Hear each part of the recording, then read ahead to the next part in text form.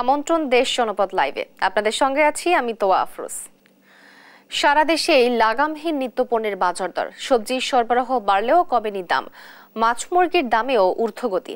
এ বিষয়ে নোয়াখালী ও মানিকগঞ্জ থেকে বিস্তারিত জানাতে যুক্ত হচ্ছেন সহকর্মী মাওলা সুজন এবং আব্দুল আলিম। সুজন, কোনো বাজার দর কেন কমছে না, আর ক্রেতারা বিক্রেতারা বা কি বলছেন, জানাবেন বিস্তারিত। লিনা, আপনি বলছিলেন বাজার দরের কথা নিয়ে, তো আমি এখন দাঁড়িয়ে আছি নোয়াখালী পৌর বাজারে, একটি জেলা শহরের একমাত্র খুচরা বাজার হিসেবে পরিচিত। তো এখান থেকে আজকে সকাল থেকে যে চিত্র দেখতে পেয়েছি যে বাজারে প্রচুর পরিমাণে সবজির সরবরাহ থাকলেও তো শীতকালীন যে সবজি রয়েছে সেই সবজির প্রচুর পরিমাণ সরবরাহ হয়েছে। বাজারে শীতকালীন প্রচুর পরিমাণ সবজি পাওয়া যাচ্ছে, তারপরেও দাম কিছুটা বেশি বলে বলছেন সাধারণ ক্রেতারা, বিশেষ করে যারা নিম্ন আয়ের মানুষ রয়েছেন বা নিম্ন শ্রেণীর যে পেশাজীবীরা রয়েছেন তারা বলছেন যে প্রচুর পরিমাণে সবজি থাকলেও কিন্তু তারা অনেক কিনতে হিমশিম খাচ্ছেন। তো কারণ হিসাবে ক্রেতারা বলছেন যে যেখানে ফুলকপি, পাতাকপি, সিম সহ যে অন্যান্য শীতকালীন সবজি রয়েছে সেগুলো এখন প্রতি কেজি 50-60 টাকা কেজি থাকার কথা থাকলেও কিন্তু বিক্রেতারা, যারা খুচরা বিক্রেতা রয়েছেন তারা কিন্তু বিক্রি করছেন প্রায় 80 টাকা, 90 টাকা, কোনো ক্ষেত্রে 100 টাকা। তো সকাল থেকে এই বাজারে দেখতে পেয়েছি যে সিম বিক্রি হচ্ছে 100 থেকে 120 টাকা কেজি দরে, অপরদিকে ফুলকপি এবং পাতাকপি বিক্রি হচ্ছে 80 থেকে 90 টাকা কেজি দরে। তো অন্যান্য যেসব সবজি রয়েছে সেগুলো কিন্তু হেমন্তকালীন কিছু সবজি এখনো বাজার রয়েছে,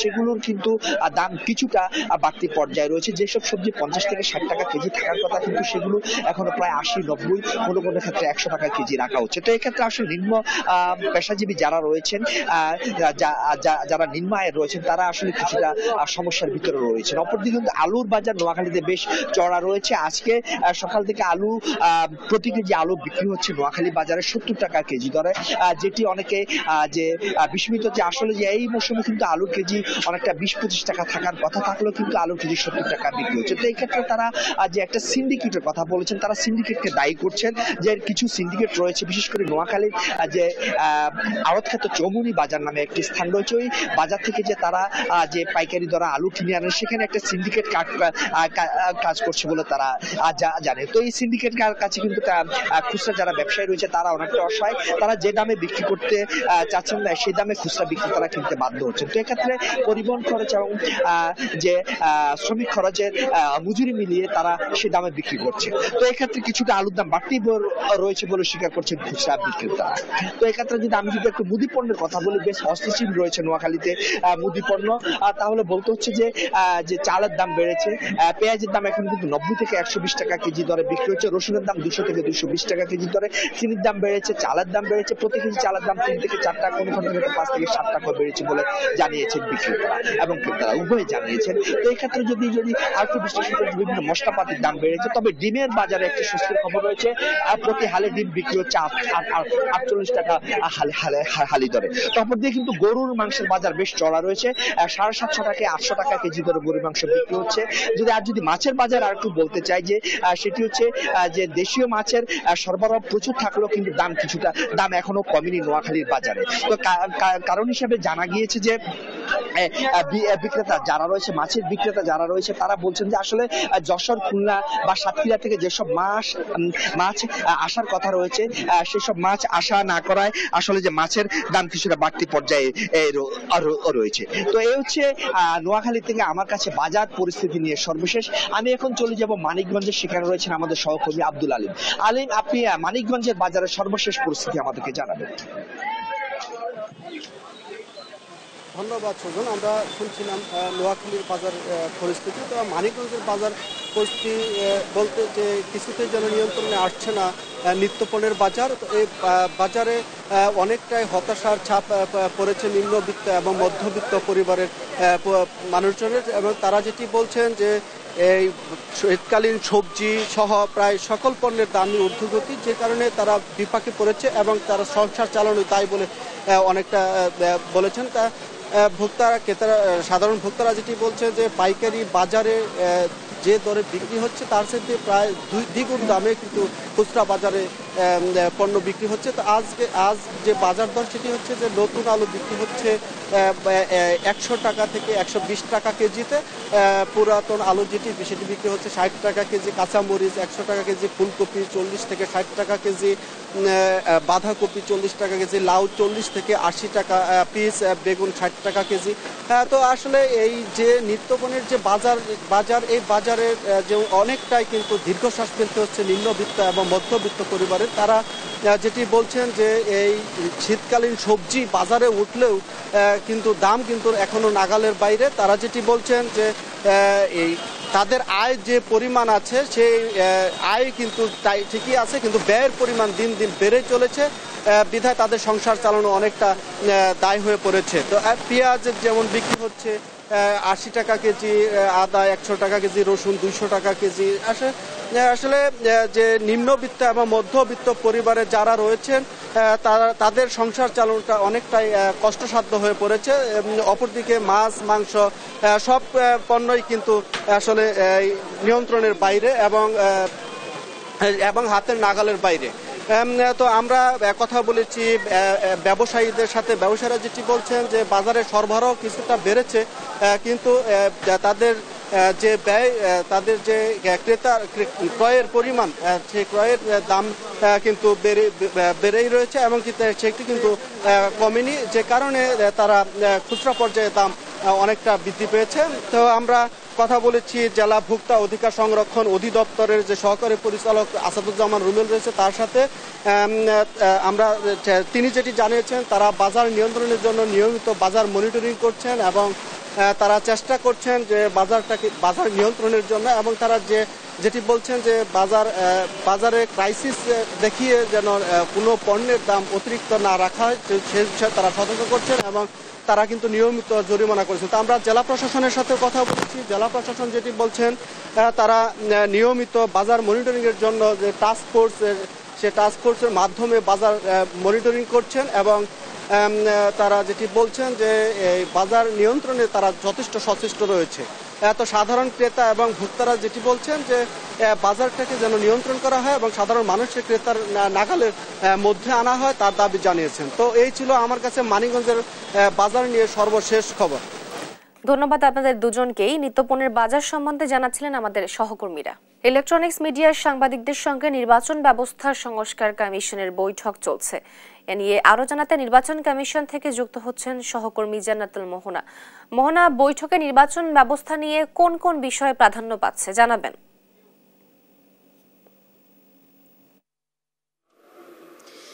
সকালেই নির্বাচন কমিশন ভবনে উপস্থিত হয়েছেন ইলেকট্রনিক মিডিয়ার জ্যেষ্ঠ সাংবাদিক এবং সম্পাদকবৃন্দ। বদিউল আলম মজুমদারের নেতৃত্বাধীন সংস্কার কমিশনের সঙ্গে বৈঠক চলছে বেলা 10:30 থেকে। আমরা দেখছি যে অবাধ নিরপেক্ষ সুষ্ঠু নির্বাচনের লক্ষ্যে নির্বাচন ব্যবস্থা সংস্কার কমিশন মতবিনিময় করছেন বিভিন্ন ইলেকট্রনিক মিডিয়ার জ্যেষ্ঠ প্রতিবেদক এবং সম্পাদকদের সঙ্গে, এবং কী নিয়ে আলাপ হচ্ছে সেটা এই মুহূর্তে আমরা না জানতে পারলেও তবে তাদের সঙ্গে মতবিনিময় করার সাথে সাথে এবং নিরপেক্ষ যেই নির্বাচন বা অবাধ সুষ্ঠু নির্বাচনের লক্ষ্যে তাদের মতামত শুনবেন এবং কিভাবে একটি সুষ্ঠু নির্বাচন সম্পূর্ণ করা যায় সেই সম্পর্কেও হয়তো তাদের সঙ্গে জানাবেন এবং তাদের কাছ থেকে তাদের পরামর্শ গ্রহণ করবেন বলে আমরা জানতে পেরেছি। তো বেলা 10:30টার দিকে এই বৈঠকটি শুরু হয় এবং বৈঠকটি চলছে এখনও। আর আমরা আর কিছুক্ষণ পরেই হয়তো জানতে পারবো যে বৈঠকে কী নিয়ে আলাপ হয়েছে। তবে যতটুকু আমরা জানতে পেরেছি যে বৈঠকে নিরপেক্ষ নির্বাচন দেবার পাশাপাশি আইন শৃঙ্খলা রক্ষাকারী বাহিনীর পরিস্থিতি, দ্বিপাক্ষিক সরকার গঠনের পরিকল্পনা সহ নানা আলোচনার মধ্য দিয়েও সর্বশেষে হয়তো তত্ত্বাবধায়ক সরকারকে মাথায় রেখেও এই কমিশন যারা আছেন তাদের সঙ্গে আলাপ আলোচনা করছেন। তো আর কিছুক্ষণের পরে অর্থাৎ বৈঠক শেষ হওয়ার পরে আমরা জানতে পারবো কি পরামর্শ বা কি বিষয়ে তারা মত বিনিময় করেছে। তো এই ছিল নির্বাচন কমিশন ভবন থেকে আমার কাছে সর্বশেষ সময়। দীর্ঘ 14 বছর পর আজ অনুষ্ঠিত হতে চলেছে চুয়াডাঙ্গা জেলা বিএনপি সম্মেলন। সেখান থেকে বিস্তারিত জানাতে যুক্ত হচ্ছেন সহকর্মী খায়রুজ্জামান সেতু। সেতু, বিএনপি সম্মেলন ঘিরে কেমন আয়োজন দেখছেন, মানুষজনের উপস্থিতি কেমন, জানাবেন বিস্তারিত। ধন্যবাদ। আপনি জানেন আজকে চুয়াডাঙ্গাতে কিন্তু জেলা বিএনপির কিন্তু সম্মেলন হচ্ছে, ইতিমধ্যে কিন্তু আনুষ্ঠানিকতা শুরু হয়ে গেছে। তো আজকে কিন্তু চুয়াডাঙ্গাতে কিন্তু এই সম্মেলনে কিন্তু ভার্চুয়ালি যোগ দেওয়ার কথা আছে দলের ভারপ্রাপ্ত চেয়ারম্যান তারেক রহমান। এছাড়া কিন্তু ইতিমধ্যে কিন্তু উপস্থিত হয়েছে দলের মহাসচিব মির্জা ফখরুল ইসলাম আলমগীর। এছাড়া কিন্তু আরো আছে বাংলাদেশ জাতীয়তাবাদী দল বিএনপির কিন্তু ভাইস চেয়ারম্যান শামসুজ্জামান দুদু। এছাড়াও উপস্থিত আছে খুলনা বিভাগের কিন্তু ভারপ্রাপ্ত সাংগঠনিক সম্পাদক অনিন্দ্যতা ইসলাম অমিত। এছাড়াও কিন্তু কেন্দ্রীয় সহ সাংগঠনিক সম্পাদক বাবু জয়ন্ত কুমার কুন্ডু। আপনাকে আরো জানিয়ে রাখি, সেটা হচ্ছে কিন্তু চুয়াডাঙ্গাতে কিন্তু দীর্ঘ 14 বছর পর কিন্তু আছে এই যে সম্মেলন অনুষ্ঠিত হচ্ছে। এই যে শুধু তাই না, আপনাকে আরেকটা বিষয় জানিয়ে রাখি, সেটা হচ্ছে কিন্তু গত যে 5ই আগস্ট ছাত্র জনতার মাধ্যমে গণ অভ্যুত্থান হয়েছিল, সেই 5 তারিখের পরে কিন্তু জেলা পর্যায়ে কিন্তু এই হচ্ছে প্রথম চুয়াডাঙ্গাতে, সারা বাংলাদেশের ভিতরে চুয়াডাঙ্গাতে কিন্তু জাতীয়তাবাদী বিএনপির কিন্তু প্রথম কাউন্সিল অনুষ্ঠিত হচ্ছে। আর আরেকটা বিষয় হচ্ছে, সেটা হচ্ছে কিন্তু চুয়াডাঙ্গা জেলা কিন্তু 1986 সালে কিন্তু জেলা তৈরি হয় কুষ্টিয়া থেকে ভেঙে। এই 1978 সালে কিন্তু ইতিপূর্বে যেটা হয়েছে সেটা হচ্ছে যে এবার যেটা হতে যাচ্ছে যে ব্যালটের মাধ্যমে আর কি দলের নেতৃবৃন্দ আর কি নির্বাচিত হতে করেছিল 1978 সালে। সেই 78 সালে পরে দীর্ঘ মানে বলা যেতে পারে যে প্রায় 2 যুগ পরে কিন্তু চুয়াডাঙ্গাতে কিন্তু সেই আবারও ব্যালটের মাধ্যমে কর্মীরা তাদের নেতা নির্বাচন করবেন। আমি আরো জানিয়ে রাখি, সেটা হচ্ছে কিন্তু এই যে কাউন্সিল কিন্তু 2টো ভাগে ভাগ করা হয়েছে। যে এই প্রথম অধিবেশনে কিন্তু জাতীয় পতাকা উত্তোলন, দলীয় পতাকা উত্তোলন এবং জাতীয় সঙ্গীত আছে সঙ্গীত অনুষ্ঠান, কবুতর অবমুক্তকরণ সহ যে আলোচনা সভা আছে অনুষ্ঠিত হওয়ার কথা আছে। এবং দ্বিতীয় পর্বে যেটা হচ্ছে যে চুয়াডাঙ্গা কালেক্টর স্কুলে কিন্তু ওই যে ব্যালটের কথা বলছিলাম, সেই ব্যালটের মাধ্যমে কিন্তু কর্মীরা তাদের নেতা নির্বাচন করবেন। আমি এছাড়াও জানিয়ে রাখি যে আমি বেশ কিছু নেতা কর্মীদের সাথে কথা বলেছি, যারা ভোটার আর কি, তাদের সাথে কথা বলে আমি যেটা জানতে পারছি যে এই যে গত যে দুর্দিন ছিল আর কি, যে বলা যেতে পারে যে তৎকালীন হচ্ছে স্বৈরাচার সরকার আওয়ামী লীগের সময় কিন্তু মানে বিএনপি কিন্তু কোনোভাবেই কিন্তু কোনো মানে আন্দোলন বলেন কিংবা সংগ্রাম বলেন কোনো কিছু করতে পারিনি। এই যে সেই আন্দোলন সংগ্রামের সময় যে আমাদের যে মানে দলীয় নেতাকর্মীদের পাশে ছিল আর কি, তাদেরই কিন্তু ভোট দেবে এবং তারা কিন্তু যোগ্য এবং স্বচ্ছ নেতৃবৃন্দকে ভোট দেবে। তো এই ছিল চুয়াডাঙ্গা থেকে সর্বশেষ। আপনাকে ধন্যবাদ সেতু। চুয়াডাঙ্গা থেকে বিএনপির সম্মেলনের বিষয়ে সর্বশেষ খবর জানাচ্ছিলেন আমাদের সহকর্মী সেতু। বাগেরহাটের বলেশ্বর নদীতে দীর্ঘদিন ধরে জমে থাকা ময়লা আবর্জনা পরিষ্কারের উদ্যোগ নিয়েছে স্থানীয়রা। বিস্তারিত জানাতে বাগেরহাট থেকে যুক্ত হচ্ছেন সহকর্মী এস সোহান। সোহান, পরিচ্ছন্নতা কার্যক্রম কেমন চলছে নদী তীরে, জানাবেন। এই যে বাগেরহাটের কচুয়া উপজেলার যে বলেশ্বর নদী, এই নদীর তীরেই কিন্তু কচুয়া উপজেলা সদর বা কচুয়া শহর গড়ে উঠেছিল। কিন্তু সেই নদীকে দীর্ঘদিন অবহেলা এবং অযত্নে রেখে নদী প্রায় এখন মৃত প্রায়। এবং এই নদীর তীরের 2 পাশ যেমন দখল হয়েছে, তেমন কিন্তু ব্যবসায়ীরা ফেলে নদীকে একদম মেরে ফেলার পর্যায়ে নিয়ে গেছে। সেই নদীকে পুনরুদ্ধার এবং নদীর তীর পরিষ্কার করার জন্য কিন্তু আজকে সকাল 6টা থেকে উপজেলা প্রশাসনের নেতৃত্বে এখানকার প্রায় 2 শতাধিক স্বেচ্ছাসেবী কিন্তু কাজ করছে। আমরা দেখতে পাচ্ছি যে সকাল থেকেই এখানে কাজ শুরু করেছে। আমরা যদি আপনাদেরকে একটু জানাই এখানে কারা কাজ করছে, এখানে বিডি ক্লিন নামে একটি স্বেচ্ছাসেবী সংগঠন রয়েছে, তারা কাজ করছে। স্থানীয় একটি ব্যবসায়ী গ্রুপ জেবি গ্রুপের লোকজন আছে, কচুয়া বাজার কমিটি আছে, স্থানীয় যারা রাজনৈতিক কর্মী তাদের মধ্যেও কিছু লোকজন কিন্তু এখানে অংশগ্রহণ করেছে। সর্বোপরি কচুয়া উপজেলা প্রশাসনের যে নির্বাহী কর্মকর্তা কে এম আবু নওশাদ, তার নেতৃত্বেই কিন্তু এই যে পরিষ্কার পরিচ্ছন্নতা অভিযান এটি চলছে। এবং আমরা বিভিন্ন সময় দেখেছি যে বিভিন্ন জায়গায় পরিষ্কার পরিচ্ছন্নতা অভিযান হয়, কিন্তু অভিযানের পরে আবার সেই স্বাভাবিক ময়লাযুক্ত অবস্থা ফিরে আসে। আমরা এখানকার উপজেলা প্রশাসনের সাথে কথা বলেছিলাম, তারা আমাদেরকে জানিয়েছে যে এই যে ময়লা পরিষ্কার পরিচ্ছন্নতা অভিযান চলছে, এই অভিযান কিন্তু নিয়মিত থাকবে এবং কচুয়া বাজারের যে ময়লা, এই ময়লা একটি নির্দিষ্ট স্থানে ফেলা হবে এবং সেখান থেকে ময়লা রিসাইকেল করার ব্যবস্থাও করবেন, যাতে এই ময়লাটি আসলে সম্পদে পরিণত হয় এবং বিশেষ করে জৈব সার তৈরিতে ব্যবহারের তারা উদ্যোগ নেবেন বলে আমাদেরকে জানিয়েছেন। আমাদের সাথে কচুয়া উপজেলা নির্বাহী কর্মকর্তা কে এম আবু নওশাদ রয়েছেন, তার কাছে জানবো যে এই উদ্যোগে তিনি কেমন সাড়া পেয়েছেন এবং ভবিষ্যতে কি ধরনের পরিকল্পনা রয়েছে কচুয়া নিয়ে। জি, ধন্যবাদ আপনাকে। আমাদের কচুয়া উপজেলা বাগেরহাটের একটি খুব সুন্দর উপজেলা, কিন্তু এই উপজেলার মধ্যে দিয়ে বয়ে গিয়েছে বলেশ্বর সহ অনেক নদী, খাল, বিল। সেই নদী, খাল, বিলগুলোতে আমরা অনেক বছর ধরে এখানে মানুষ ময়লা ফেলে আসছে। বিশেষ করে কচুয়া বাজারের পাশে এই বলেশ্বর নদীতে বছরের পর বছর ধরে মানুষ ময়লা ফেলেছে, সেই ময়লা নদীতে জমেছে। এখন আমরা চাচ্ছি সেই ময়লাটা একটা ব্যবস্থাপনার মধ্যে নিয়ে আসতে।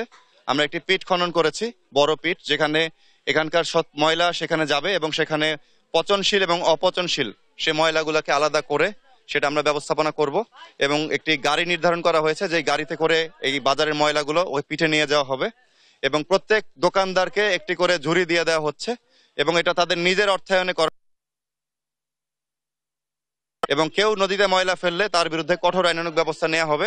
আজকে অলরেডি মাইকিং করে দেওয়া হয়েছে এবং এটা আজকে থেকেই কার্যকর হবে এবং বাজার কমিটি সহ এখানকার স্থানীয় জনগণ, আমার ব্যবসায়ীগণ, এখানকার বিভিন্ন গ্রুপ, বিভিন্ন সামাজিক সংগঠন, রেড ক্রিসেন্ট, বিডি ক্লিন, সাংবাদিকেরা, স্থানীয় জনগণ সবাই স্বতঃস্ফূর্তভাবে আমাদের এই কার্যক্রমে অংশ নিয়েছে। আমি সবাইকে ধন্যবাদ জানাচ্ছি এবং প্রত্যাশা করছি আমাদের এই কার্যক্রম সবসময় চলবে এবং আমরা এই প্রকৃতিকে প্রকৃতির মতো থাকতে সহায়তা করব। ধন্যবাদ। আপনারা শুনছিলেন যে উপজেলা প্রশাসনের যে শীর্ষ কর্মকর্তা রয়েছেন, তিনি আমাদেরকে জানাচ্ছিলেন যে এই কচুয়া নিয়ে তার যে পরিকল্পনা।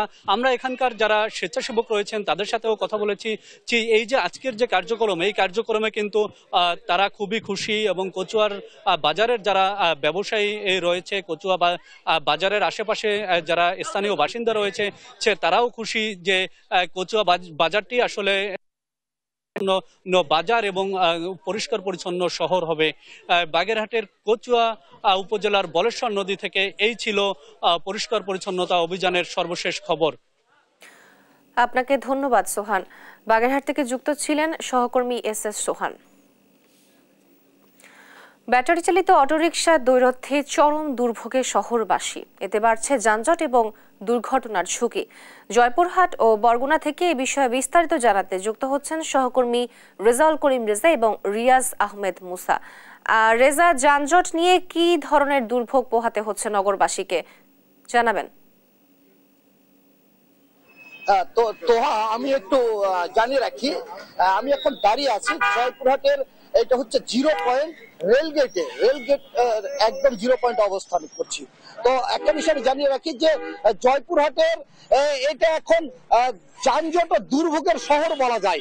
আপনি একটু দেখছেন যে এভাবেই কিন্তু প্রতিনিয়ত প্রতি ঘন্টায় ঘন্টায়, অর্থাৎ এখানে কিন্তু 12-13টা ঢাকার ট্রেন এই রুট দিয়ে চলে এবং প্রত্যেকবার কিন্তু ডাউন নামিয়ে দেয় এবং নামিয়ে দেওয়ার কারণে কিন্তু এখানে কিন্তু অটো রিক্সা সহ যে অন্যান্য রিক্সা, ভ্যান, যে ব্যাটারি চালিত যে যানবাহন গুলো, পাশাপাশি যে নসিমন, পরিমন, এক কথায় যে অবৈধ যে যানবাহন গুলো আছে, এগুলো কিন্তু এখানে কিন্তু আটকে যায় এবং এই আটকানোর কারণে কিন্তু শহরের দুই প্রান্ত, জয়পুর জেলাটা শহরটা হচ্ছে দুই প্রান্তে বিভক্ত।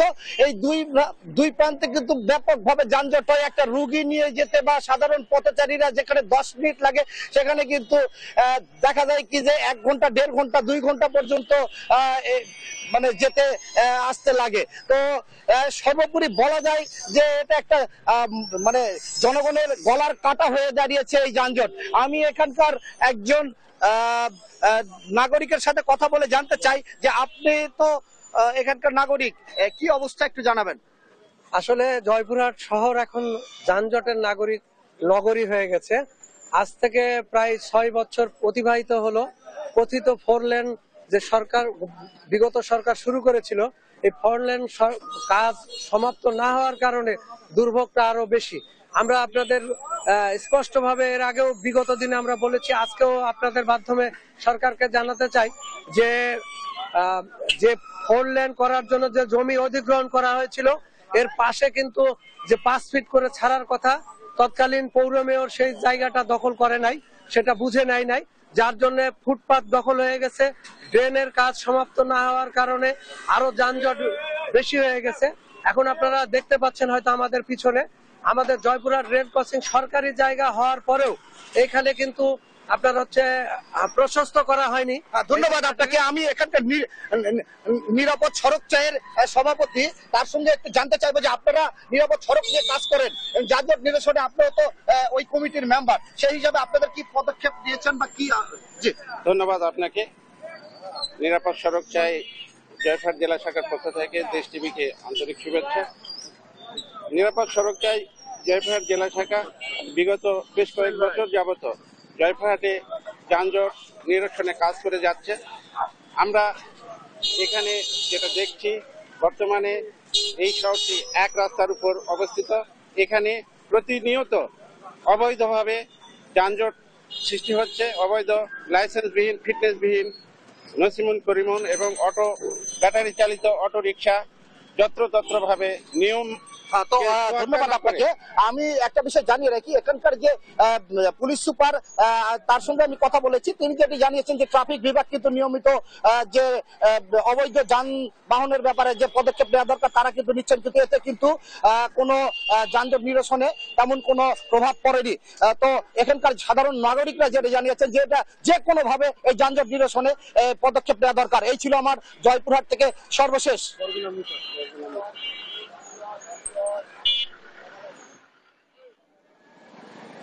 অসংখ্য ধন্যবাদ রেজা, আপনি যেমনটা জানাচ্ছিলেন আসলে এই যে অটোরিকশার দৌরত্ব এটি কিন্তু প্রতিটি জেলায় একই অবস্থা। বরগুনার চিত্র কিন্তু আরও ভয়াবহ, এবং আমি যদি আপনাকে একটু দেখানোর চেষ্টা করি, এটি হচ্ছে বরগুনার একমাত্র প্রধান সড়ক। এই প্রধান সড়কে কিন্তু অটোরিকশার যে দৌরত্ব সেটি কিন্তু মানুষের অনেকটাই নিয়ন্ত্রণের বাইরে চলে গেছে। সাধারণ মানুষ কিন্তু অতিষ্ঠ হয়ে গিয়েছে এবং অটোরিকশার কারণে কিন্তু মানুষ রাস্তা পারাপার হতেও কিন্তু সমস্যা হচ্ছে। এবং বরগুনায় এক সময় এই অটোরিকশার নিয়ন্ত্রণে থাকলেও হঠাৎ করে কিন্তু এটা নিয়ন্ত্রণের বাইরে চলে গিয়েছে। কারণটা হচ্ছে যে পৌর শহরের রিক্সা কিন্তু ইউনিয়ন পরিষদে ঢুকতে পারতো না, এবং ইউনিয়ন পরিষদের রিক্সা পৌর শহরে একসময় ঢুকতে পারতো না। কিন্তু এখন সেই প্রশাসনের নজরদারি না থাকার কারণে কিন্তু পৌর শহরের রিক্সাও যেভাবে ইউনিয়ন পরিষদের গ্রামগুলোতে ঢুকে যাচ্ছে এবং ইউনিয়ন পরিষদের রিক্সাগুলো কিন্তু পৌর শহরের মধ্যে ঢুকে যাচ্ছে। এই কারণে কিন্তু দীর্ঘ থেকে দীর্ঘতর হচ্ছে যানজট এবং প্রতিনিয়তই কিন্তু দুর্ঘটনা ঘটছে। এবং এই যে রিক্সা চালক বা অটোরিক্সা যারা চালায় তারা কিন্তু অপ্রশিক্ষিত, এবং যারা মৌসুমি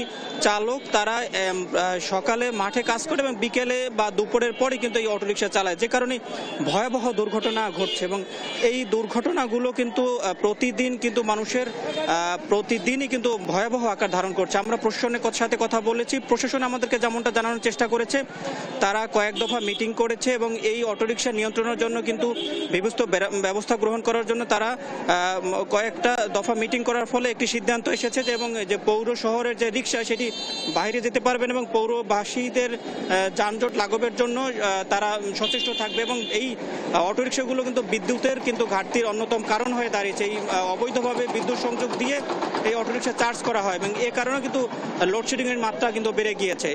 এই ছিল বরগুনা থেকে আমার কাছে সর্বশেষ। আপনাদের দুজনকেই ধন্যবাদ। জয়পুরহাট ও বরগুনা থেকে সরাসরি যুক্ত ছিলেন আমাদের সহকর্মীরা। 10টি শিক্ষা প্রতিষ্ঠানের 600 জন শিক্ষার্থীর অংশগ্রহণে এভিয়েশন অ্যান্ড এরোস্পেস বিশ্ববিদ্যালয়ে প্রথমবারের মতো অনুষ্ঠিত হচ্ছে বিজ্ঞান মেলা। বিস্তারিত জানাতে লালমনিরহাট থেকে যুক্ত হচ্ছেন সহকর্মী জামাল বাদশা। জামাল, কেমন উচ্ছ্বাস দেখছেন শিক্ষার্থীদের মাঝে, জানাবেন। লালমনিরহাটে বিশেষায়িত যে এভিয়েশন এরোস্পেস অ্যান্ড এভিয়েশন ইউনিভার্সিটিতে রয়েছে এবং এই ইউনিভার্সিটিতে প্রথমবারের মতো 10টি শিক্ষা প্রতিষ্ঠানের শিক্ষার্থী প্রায় 600 শিক্ষার্থীর অংশগ্রহণে প্রথম এই কার্নিভাল 2024 অনুষ্ঠিত হচ্ছে এবং এই বিজ্ঞান ভিত্তিক যে মেলাটি হচ্ছে এই মেলায় বিভিন্ন শিক্ষার্থী বিশেষ করে এই প্রতিষ্ঠানের শিক্ষার্থীরা টেলিস্কোপ এরোস্পেস সংক্রান্ত এবং মহাকাশ সংক্রান্ত নানাবিধ আসলে তাদের উদ্ভাবনী চিন্তা ভাবনা এবং যে বিষয়গুলো তারা দীর্ঘদিন আসলে কাজ করলো সেগুলো কিন্তু তারা দেখাচ্ছে। আমি যদি একটু দেখাতে চাই যে এই মেলায় কিন্তু আজকে সকাল থেকেই 10টি শিক্ষা প্রতিষ্ঠানের শিক্ষার্থীরা অংশগ্রহণ করেছে এবং এরা নিজেদের যে উদ্ভাবন চিন্তা এবং ক্ষমতা এবং এ পর্যন্ত তারা যে যে কাজগুলো করেছে সেগুলো কিন্তু আসলে তারা দিচ্ছে। আমরা এই কর্তৃপক্ষের সাথে কথা বলেছি, তারা যেটি জানিয়েছে যে তারা এই সৃজনশীলতা চিন্তা ভাবনা প্রকল্প প্রদর্শনী, plane competition, paper plane competition, MATLAB ব্যবহার করে এরোস্পেস সমস্যা সমাধান সহ নানা ধরনের কার্যক্রম আসলে তারা করছে। এছাড়া aerospace case study, drawing challenge, সব মিলিয়ে যদি বলতে চাই যে মহাকাশ সংক্রান্ত এবং এরোস্পেস সংক্রান্ত যে বিষয়াদিগুলো রয়েছে সেই বিষয়গুলো নিয়ে কিন্তু আসলে কাজ করছে। একজন শিক্ষার্থীর সাথে একটু কথা বলতে চাই যে আজকের এই মেলা কি ধরনের আয়োজন এবং এই প্রতিষ্ঠানের পক্ষ থেকে কি ধরনের আসলে তারা প্রত্যাশা করছে। এভিয়েশন এরোস্পেস ইউনিভার্সিটির যে এরোস্ট্রো ক্লাব আছে সেই ক্লাবের থেকে আমরা ইভেন্টটা অর্গানাইজ করেছি। এখন এই ইভেন্টটা বেসিক্যালি আমরা যে আমাদের যে মহাকাশবিদ্যা, aviation and aerospace industry plus অ্যাস্ট্রোনমিরও অনেক কিছু আমরা এটার মধ্যে ইন্ট্রোডিউস করেছি। বিভিন্ন ধরনের কম্পিটিশন রেখেছি এবং বিভিন্ন ধরনের শোকেসিং রেখেছি। যেমন এখানে আমাদের প্রথমত টেলিস্কোপ বানিয়েছিলাম আমরা একটা, সেটা চাঁদের একদম ক্রেটার সহ ফুলি ডিটেলসে দেখা যায়, সেইটা আমরা এখানে প্রদর্শনী করেছি। এবং তার পাশে আমরা 3D প্রিন্টিং এর জন্য আমরা যেটা মডেলটা তৈরি করি আমাদের উড়োজাহাজে, সেই মডেলটা ক্যাড ডিজাইন করার পরে সেটা 3D প্রিন্টিং করে সেটা 3D প্রিন্টিং মেশিনে প্রিন্ট করা হয়। এখন এটা এখানে দেওয়ার উদ্দেশ্য যে এইসব জিনিস সচরাচর লালমনিরহাটের SSC HSC লেভেলের স্টুডেন্টদের পক্ষে দেখা সম্ভব হয় না, বাট এগুলি না দেখলে আসলে তাদের ইন্টারেস্টটাও গ্রো হবে না। এই জন্য আমরা এগুলো এখানে প্রদর্শনী করেছি। এবং তাছাড়া আমাদের ভার্সিটির ভিতরে আমাদের অ্যাস্ট্রোনমি কম্পিটিশন, তারপরে প্রজেক্ট শোকেসিং, তারপরে রিসার্চ অ্যানালাইসিস, এরকম বিভিন্ন ধরনের কম্পিটিশন আছে যেখানে লালমনিরহাটে SSC HSC লেভেলের ছাত্রছাত্রীরা অংশগ্রহণ করবে এবং যারা ফার্স্ট হবে এবং রানার্স আপ হবে তাদের জন্য পুরস্কারের এবং সার্টিফিকেশনের ব্যবস্থা করেছি। ধন্যবাদ। সব মিলিয়ে যদি আসলে বলতে চাই যে এই বিশেষায়িত এই এরোস্পেস অ্যান্ড এভিয়েশন ইউনিভার্সিটিতে আজকের যেই কার্নিভাল 2024 বিজ্ঞান ভিত্তিক যে মেলাটির আয়োজন করেছে, এই মেলায় কিন্তু সকাল থেকে 10টি শিক্ষা প্রতিষ্ঠানের 600 জন শিক্ষার্থী অংশগ্রহণ করছে এবং তারা তাদের যে উদ্ভাবনী চিন্তা ভাবনা এবং বিজ্ঞান ভিত্তিক নানা ধরনের কর্ম তারা কিন্তু আসলে প্রদর্শন করার চেষ্টা করছে এবং এটি আজকে দিনব্যাপী চলবে এবং দিন শেষে কিন্তু পুরস্কার বিতরণ অনুষ্ঠান অনুষ্ঠিত হবে। আমরা আয়োজক কর্তৃপক্ষের সাথে কথা বলেছি, তারা আমাদেরকে যেটি জানিয়েছেন যে এই বিজ্ঞান ভিত্তিক মেলার আয়োজনের মূল উদ্দেশ্য যে শিক্ষার্থীদের মেধা বিকাশে এই ধরনের উদ্যোগ কিন্তু আসলে আগামীতে তারা আরো নেবেন এবং মেধা বিকাশের জন্য এবং মেধা বাস্তবায়নের জন্য যে পদক্ষেপগুলো সেটির একটি অন্যতম অংশ এই কার্নিভাল 2024, যেটি আয়োজন করেছে বাংলাদেশের একমাত্র বিশেষায়িত এভিয়েশন অ্যান্ড এরোস্পেস ইউনিভার্সিটি কর্তৃপক্ষ। এই ছিল লালমনিরহাট থেকে কার্নিভাল 2024 বিজ্ঞান ভিত্তিক যে মেলা রয়েছে এটির সর্বশেষ খবর। আপনাকে ধন্যবাদ বাদশা। লালমনিরহাট থেকে বিজ্ঞান মেলার খবর জানাচ্ছিলেন সহকর্মী জামাল বাদশা। এই ছিল এখনকার দেশ জনপদ লাইভ। পরের বুলেটিন দেখার আমন্ত্রণ রইল। এছাড়া দেশ টিভির সর্বশেষ সব খবর পেতে ভিজিট করুন www.desh.tv। ফেসবুকে আমাদের সঙ্গে যুক্ত থাকুন দেশ টিভি অথবা দেশ টেলিভিশন পেজে। সর্বশেষ সব ভিডিও পেতে ইউটিউবে আমাদের হ্যান্ডেল @দেশ টেলিভিশন অথবা @দেশ টিভি নিউজ লিখে সার্চ করুন। ধন্যবাদ।